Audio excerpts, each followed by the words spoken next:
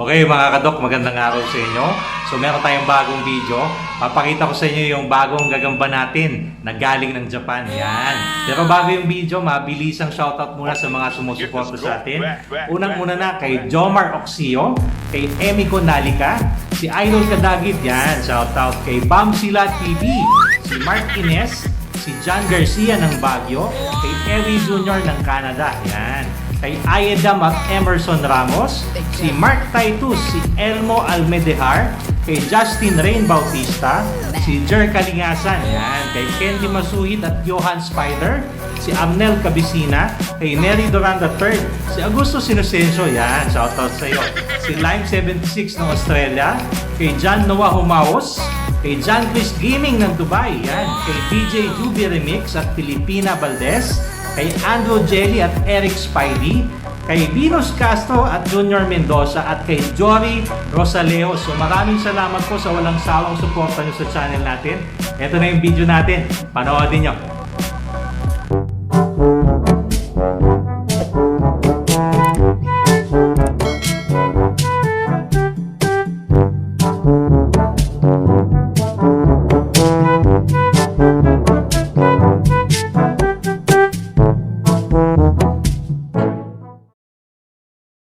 Okay mga kadok, magandang araw sa inyo. So dito tayo ngayon sa bahay sa Marikina. At meron tayong natanggap na package kanina, no? So gaya ng sabi ko, mag-unboxing tayo. Pero actually nabuksan ko na. Gusto ko lang pakita sa inyo. So itong ating mga gagamba ay binigay sa atin, no? Libre lang.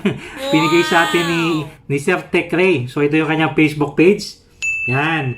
Si Sir Tech Ray, kung di nyo alam, siya yung ating legit na supplier ng gagambang Japan. So siya yung kauna-unahang nagpadala ng gagambang Japan dito sa atin sa Pilipinas. So ayan, makikita nyo sa mga post natin na may mga gagambang Japan tayo.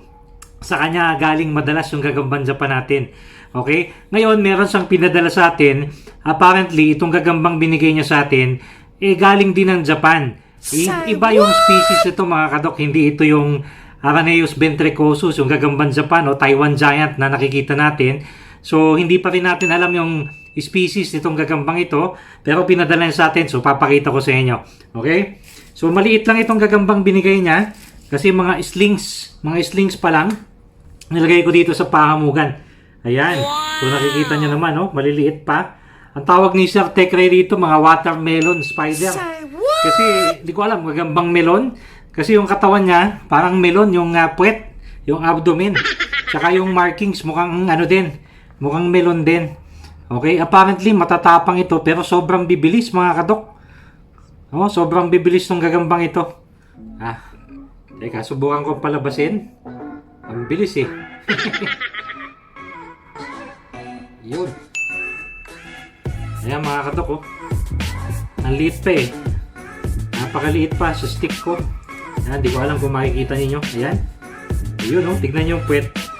Parang melon. Ayan. Teka. Sana mai-focus ko mamaya sa camera. Ibabaliktad natin. So, dalawang ganito ang binigay niya. Actually, napa-itlog na niya yung gagambang ito galing sa itlog na galing ng Japan. Ayan. Okay? So, hindi ko alam kung meron ganitong gagamba dito sa Philippines. Pero gusto ko din i-identify sana kung anong species ito. Ayan, napakaliit pa mga kadok, sling pa lang eh. Okay? So, papapalakihin din natin to. At tingnan natin kung mapapalaki natin. Kung aabot ba siya ng size ng gagambang Japan. Okay, babaliktad ko muna. Pause ko muna. Okay, so binaliktad ko yung camera. Ito yung dalawang gagamba yung binigay sa atin ni Sir Tech. Ayan yung kulay itiman. Kasi ito medyo light yung kulay. Mga slings pa to mga kadok. So, talagang maliliit pa. Bahala na tayo magpalaki. Tignan natin kung mapapalaki natin kasing laki ng Japan G. Yan, pero gagambang Japan na watermelon. No? So, yan yung markings nila. Papakita natin. Ayun, no? Sobrang bilis. Uy! Sobrang bilis itong gagambang ito. Yan, mga kadok. Yan. Tignan nyo, parang may markings din siya ng gagambang Japan eh. Ang totoo, napakabilis kumilos itong gagambang ito. Ayan, no? So, ganyan ang markings niya, mga kadok. Ayan. So, kung gusto nyo kung alam nyo kung may gagambang ganito dito sa Pilipinas at ma-identify natin, i-message nyo ako kung anong alam nyo kung anong klaseng gagamba ito. Ayan. Kakaiba talaga ito mga kadok, oh. Ayan. Tapos kung kumilos ito, napakabilis.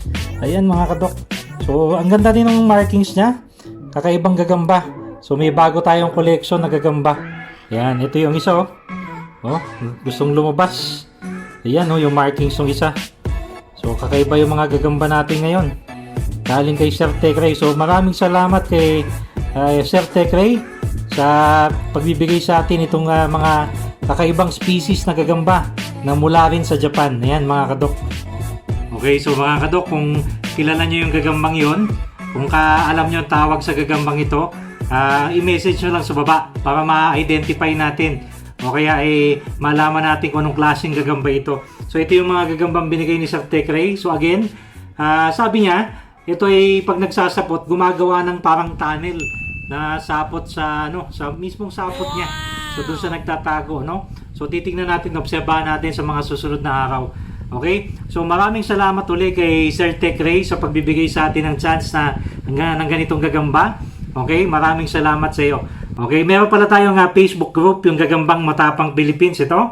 Yan. Kung hindi pa kayo nakaka-join, mag-join na kayo. Marami tayong pinapost sa patungkol sa gagamba. Okay? So hanggang doon na lang. Paalam!